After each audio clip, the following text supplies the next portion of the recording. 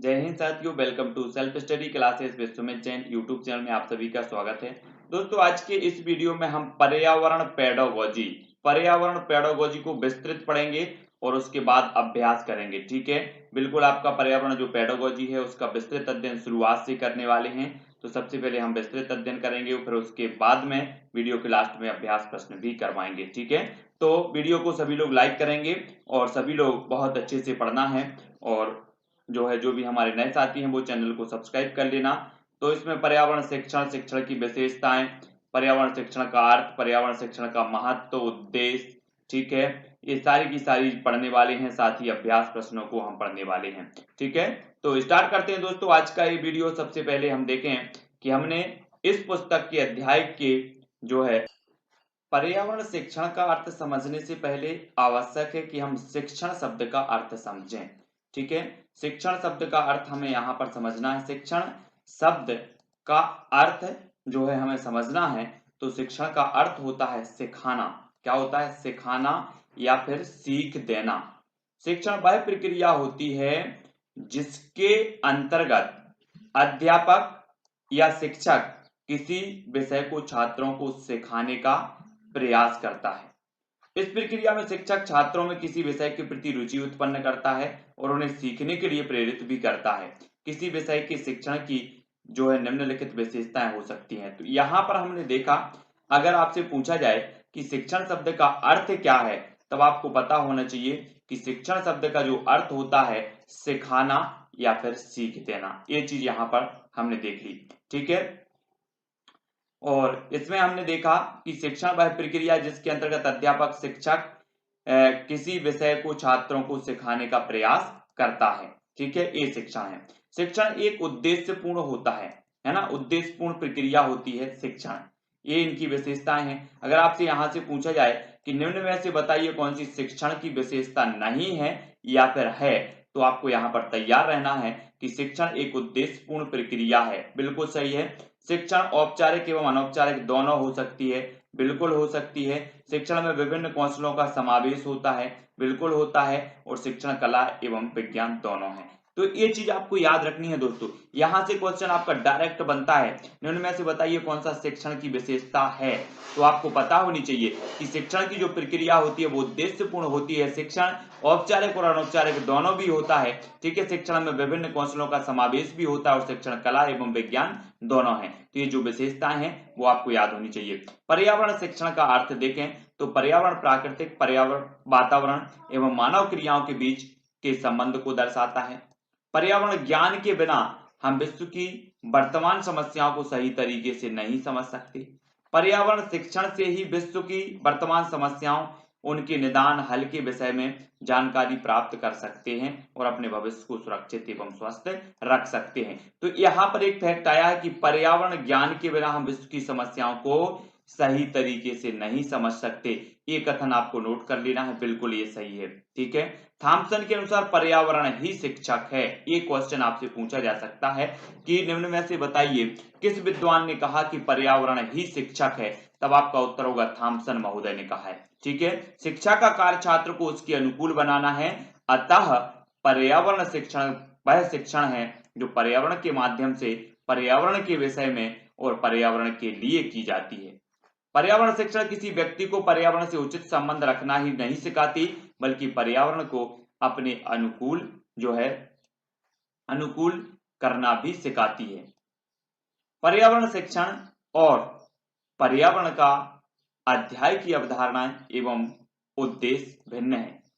पर्यावरण शिक्षण एवं पर्यावरण अध्ययन दोनों अक्षरशः समानार्थी हैं, है ना। ये चीज आपको याद रख लेनी है। ये जो महत्वपूर्ण जो फैक्ट आपसे पूछे जाते हैं दोस्तों, इनको याद रख लेना है। अब आपको सीधे सीधे याद रखना है कि पर्यावरण शिक्षण और पर्यावरण अध्ययन दोनों अक्षरशः समानार्थी नहीं है ना, है नहीं, नहीं है।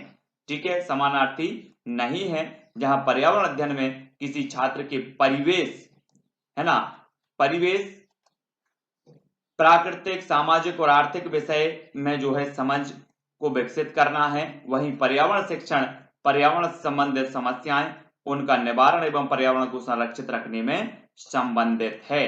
तो आपको याद रख लेना है कि पर्यावरण अध्ययन और पर्यावरण शिक्षण एक दूसरे के समानार्थी नहीं है। ठीक है, ये चीज याद रखनी है। पर्यावरण शिक्षण का महत्व देख लेते हैं। हमारे पर्यावरण में सभी चीजें उपस्थित हैं और सभी चीजें सभी के लिए हैं और इन सभी चीजों का सभी के लिए बचाए रखने के लिए पर्यावरण शिक्षण अति आवश्यक है। पर्यावरण शिक्षण के महत्व को निम्नलिखित है, इसका जो महत्व है वो निम्नलिखित है।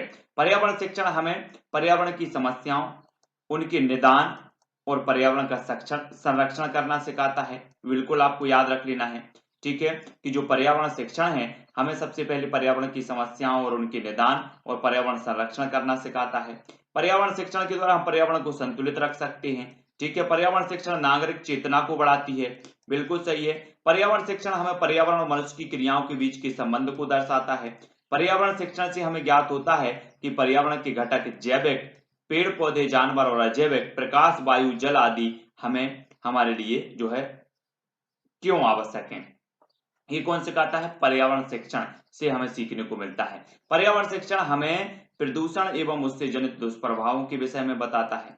पर्यावरण शिक्षण, ठीक है, तो ये पर्यावरण शिक्षण का महत्व है जो आपको याद रख लेना है। आजकल क्या होता है कि अंदर से ही क्वेश्चन पूछे जाते हैं, तो आपको इन सभी के लिए बहुत अच्छे से तैयार रहना है। अब यहाँ पर हमें पढ़ना है दोस्तों पर्यावरण शिक्षण के उद्देश्य। पर्यावरण शिक्षण के उद्देश्य क्या है? तो हमने ऊपर पढ़ा कि पर्यावरण शिक्षण के महत्व क्या है। जब हम पर्यावरण शिक्षा प्रदान करते हैं, है ना, तो हमें यह ध्यान रखना चाहिए कि उसमें पर्यावरण के महत्व निहित हों, अन्यथा वह शिक्षा कैसी है? व्यर्थ है। ठीक है, अतः पर्यावरण शिक्षण के दौरान हमें प्याजे के कथन बच्चे दुनिया के बारे में अपनी समझ विकसित करते हैं, है ना, समझ का जो है सृजन करते हैं। बच्चे दुनिया के बारे में अपनी समझ का सृजन करते हैं, तब ये चीज हमें समझनी है। अतः पर्यावरण शिक्षण के दौरान हमें प्याजे का ये बहुत ही बढ़िया कथन है। इन्होंने कहा कि बच्चे दुनिया के बारे में अपनी समझ का सृजन करते हैं के मद्देनजर निम्न उद्देश्यों को ध्यान में रखना चाहिए। आपसे सीधा सीधा क्वेश्चन पूछा जाएगा, बच्चा दुनिया के बारे में अपनी समझ का सृजन करते हैं, ये कथन किसका है? तो ये जीन प्याजे साहब का है। ठीक है, पर्यावरण के प्रति विद्यार्थियों में जिज्ञासा, रुचि, कल्पना एवं स्मरण शक्ति का विकास करना, आसपास के पर्यावरण से विद्यार्थियों को परिचित कराना, विद्यार्थियों में पर्यावरण के प्रति संपूर्ण दृष्टिकोण का विकास करना, प्राकृतिक भिन्नता एवं इसके कारणों को बताना, विद्यार्थियों को यह बताना कि पर्यावरण हमारा धरोहर है और हम उसके पालक हैं, अतः भौतिक परिवेश के प्रति जागरूकता एवं संवेदनशीलता का विकास करना, विद्यार्थियों में सामाजिक परिवेश के प्रति जागरूकता एवं संवेदनशीलता का विकास करना, उसमें सामाजिक मूल्यों एवं भावनाओं का विकास करना ताकि वे स्वस्थ स्पर्धा के लिए तैयार हो सकें। तो ये सारी की सारी चीजें हैं पर्यावरण के बारे में जो जागरूकता के संबंध में है, पर्यावरण के उद्देश्यों से संबंध में है कि इन उद्देश्यों को पर्यावरण शिक्षण करते समय इन उद्देश्यों को हमें ध्यान में रखना है कि मनुष्य के जीवन पर पड़ने वाले पर्यावरण के विभिन्न प्रभावों को हमें बताना है कि क्या कौन कौन से जो पर्यावरणीय प्रभाव हैं जो मनुष्य के जीवन में पड़ते हैं। ठीक है, पर्यावरण प्रदूषण एवं पर्यावरण संरक्षण के विषय में जानकारी देना कि पर्यावरण प्रदूषण कैसा होता है और पर्यावरण को संरक्षित कैसे किया जा सकता है, इसकी जानकारी देना, विद्यार्थियों को सामाजिक समस्याओं से अवगत कराना अर्थात वास्तविक जीवन की चिंताओं के विषय में समझ उत्पन्न करना, विद्यार्थियों में एक अच्छे नागरिक के गुणों का विकास करना, विद्यार्थियों में जनतांत्रिक एवं विश्व बंधुत्व की भावना का विकास करना, सार्थक अधिगम हेतु कक्षा कक्ष की गतिविधियों को विद्यालय के बाहर के परिवेश से जोड़ना एवं उनको प्रश्न पूछने के लिए अभिप्रेरित करना, विद्यार्थियों में निम्न कौशलों का विकास करना। तो ये सारे की सारी जो उद्देश्य हैं पर्यावरण शिक्षण करते समय हमें ध्यान में रखना चाहिए। ठीक है, अवलोकन करना, पहचानना, जानकारी इकट्ठा करना और रिकॉर्डिंग करना। ठीक है, उपरोक्त कौशलों से विद्यार्थी पेड़ पौधे, जानवरों या अन्य चीजों को गौर से देखता है, उनकी पहचान करके उनके विषय में जानकारी एकत्रित करता है, तत्पश्चात उनके बारे में लिखता है, रिकॉर्ड करता है। जैसे परिवहन के साधनों का अवलोकन करके कोई बच्चा यह पहचान लेता है कि कोई वाहन तेल, पेट्रोल, डीजल से चलता है या फिर तेल के उसके बाद तेल से चलने वाले और बिना तेल से चलने वाले वाहनों के नाम लिखता है। ठीक है, वस्तुओं का विभेदीकरण करना, ये चीज देखो बहुत ही महत्वपूर्ण है, यहां से क्वेश्चन बनता है। उपरोक्त उदाहरण में बच्चे ने यह पता लगाया कि वाहन तेल और बिना तेल के चलते हैं, यही विभेदीकरण है। ठीक है, आपसे पूछा जाएगा, बिल्कुल सीधा सीधा पूछा जाएगा कि निम्न में से बताइए कौन सा सत्य है, इस प्रकार से पूछे जाते हैं। तो यहाँ से बच्चा क्या सीख रहा है कि कौन सा जो वाहन है पेट्रोल से चल रहा है, कौन से डीजल से चल रहा है, कौन सा तेल से चल रहा है। तो ये सब अगर वह पहचान रहा है तो बच्चा क्या करने में सफल है, विभेदीकरण करने में सफल है। वह क्या कर रहा है, विभेदीकरण कर रहा है। वस्तुओं की तुलना एवं वर्गीकरण करना, इन कौशलों से कोई बच्चा विद्यार्थी दो वस्तुओं के बीच समानता एवं असमानता को प्रकट करता है और वस्तुओं को एक विशेष समूह में रखता है। जैसे बच्चे ने देखा कि साइकिल और मोटरसाइकिल स्कूटर के दो पहिए होते हैं, परंतु दोनों की बनावट संरचना अलग अलग होती है। इनमें से एक बिना तेल के चलती है और दूसरी तेल से चलती है। अतः उसने साइकिल को बिना तेल वाहनों में और मोटरसाइकिल को तेल वाहन वाले वाहनों में के समूह में लिखा। तो ये क्या हो जाएगा, वस्तुओं की तुलना कर रहा है कि दो पहिए वाले वाहन हैं, लेकिन उनका वर्गीकरण भी कर रहा है कि एक तेल से चल रहा है, एक पेट्रोल से चल रही है और एक बिना पेट्रोल की चल रही है। ठीक है, तो ये जो है वह तुलनात्मक अध्ययन कर रहा है। नेक्स्ट देखें, वस्तुओं के बीच सह संबंधता स्थापित करना। बच्चे ने देखा कि साइकिल मोटरसाइकिल स्कूटर की अपेक्षा धीरे चलती है। साइकिल मोटरसाइकिल की अपेक्षा धीरे चलती है, परंतु साइकिल से धुआं नहीं निकलता, पर मोटरसाइकिल स्कूटर से धुआं निकलता है। इस तरफ उसने वस्तुओं के साथ एक नई संकल्पना को जोड़ दिया, है ना। कल्पना परक, कल्पनाशील बनना या पूर्वानुमान लगाना। बच्चे ने यह सोचा कि अगर किसी दिन तेल खत्म हो जाएगा, अगर किसी दिन तेल खत्म हो जाएगा तो साइकिल तो चलती रहेगी, परंतु मोटरसाइकिल या स्कूटर नहीं चलेंगे। इस तरह उसके अंदर एक नई सोच विकसित हुई और उसका कारण दिया गया है। समस्या को पहचानना एवं उसका हल सुलझाना। बच्चे ने देखा कि जब भी वह तेल चलते हुए वाहनों के आसपास होता है, तब उनके धुएं से उसको खांसी हो जाती है या फिर उसकी तबीयत खराब हो जाती है। इस तरह उसने जो है निष्कर्ष निकाला कि तेल चलित वाहन प्रदूषण फैलाते हैं। उसने इसका हल सुझाया कि हमें ज्यादा से ज्यादा तेल रहित वाहनों का प्रयोग करना चाहिए। किसी तथ्य की जांच करना, निष्कर्ष निकालना। बच्चे ने अपनी कल्पना की पुष्टि के लिए सभी तेल चलित वाहनों के विषय में खोजबीन की और यह निष्कर्ष निकाला कि सभी तेल चलित वाहन प्रदूषण फैलाते हैं। तो ये चीज क्या की, बच्चे ने अपनी कल्पना से सोचा, अलग अलग प्रकार से उसने सोचा, उनका तुलनात्मक अध्ययन किया, वर्गीकरण किया और वह इस निष्कर्ष पर पहुंचा, है ना, कि सभी तेल चलित जो वाहन हैं वो क्या होते हैं, प्रदूषण फैलाते हैं। ठीक है, संवेदनशील बनना। बच्चा पर्यावरण के प्रति संवेदनशील हो गया है और उसने सोचा कि अगर इस तरह पर्यावरण में प्रदूषण फैलता रहा तो एक दिन पर्यावरण जीवों के लिए सुरक्षित नहीं रहेगा।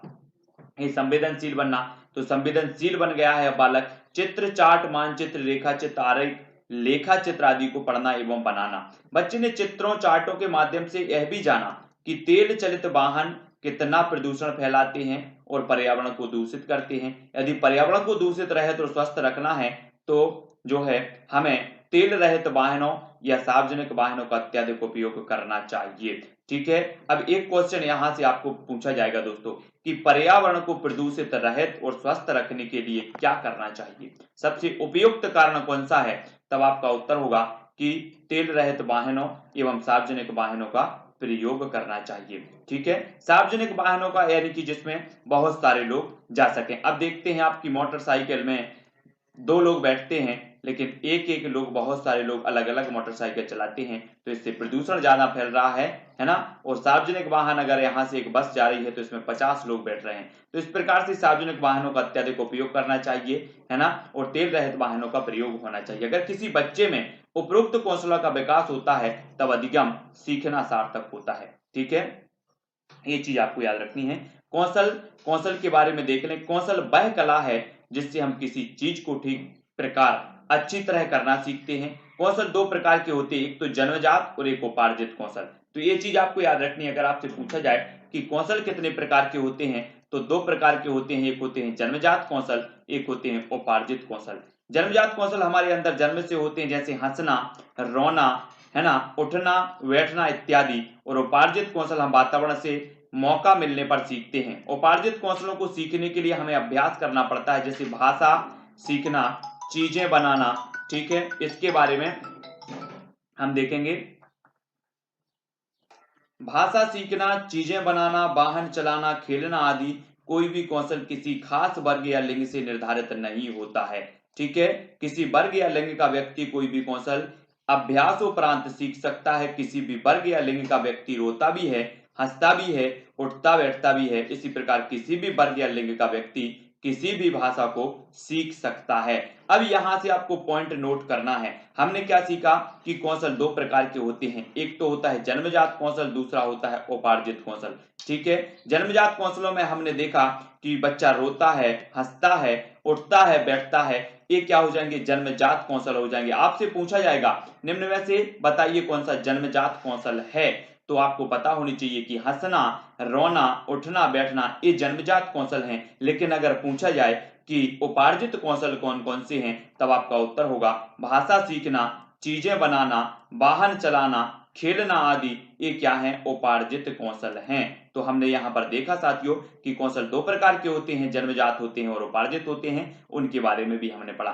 किसी वर्ग या लिंग का व्यक्ति कोई भी कौशल अभ्यास उपरांत क्या कर सकता है, सीख सकता है। इसमें क्या नहीं होता, लिंग की विभेदता नहीं होती, कोई भी लिंग का आदमी हो, है ना, कोई भी लिंग का व्यक्ति है, वो अभ्यास उपरांत कौशल को सीख सकता है। ठीक है, किसी भी वाहन को चला सकता है, कोई भी कार्य कर सकता है या भोजन पका सकता है आदि। इसलिए हमें वर्ग विभेदता या लैंगिक विविधता को नहीं मानना चाहिए। एनसीईआरटी की पर्यावरण अध्ययन आसपास की पुस्तकों में ऐसे कई उदाहरण हैं जो वर्ग या फिर लैंगिक रूढ़िवादिता को चुनौती देते हैं।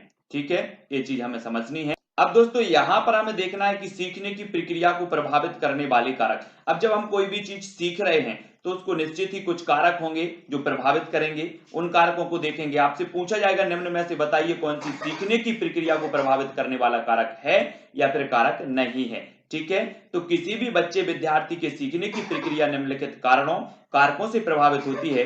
एक तो होता है व्यक्तिगत कारक और एक होता है वातावरणीय कारक, है ना। तो ये दो प्रकार के कारक होते हैं जो किसी की सीखने की प्रक्रिया को क्या करते हैं, प्रभावित करते हैं। तो सबसे पहले हम देखेंगे दोस्तों व्यक्तिगत कारक। व्यक्तिगत कारक यानी इन कारकों में निम्नलिखित कारक आते हैं। एक तो बुद्धि, रुचि, इच्छा, दृढ़ता, परिपक्वता, अभिप्रेरणा, अभ्यास, चिंता, थकान, स्व अध्ययन की विधि। ठीक है, ये क्या है, व्यक्तिगत कारक है। आपको पता होगा कि अगर एक व्यक्ति की बुद्धि निम्न बुद्धि है तो उसकी सीखने की क्षमता निम्न होगी। ठीक है, एक व्यक्ति किसी विषय को पढ़ने में कम रुचि लेता है तो वो कम सीख पाएगा। ठीक है, अगर ज्यादा रुचि लेता है तो वो ज्यादा सीख पाएगा।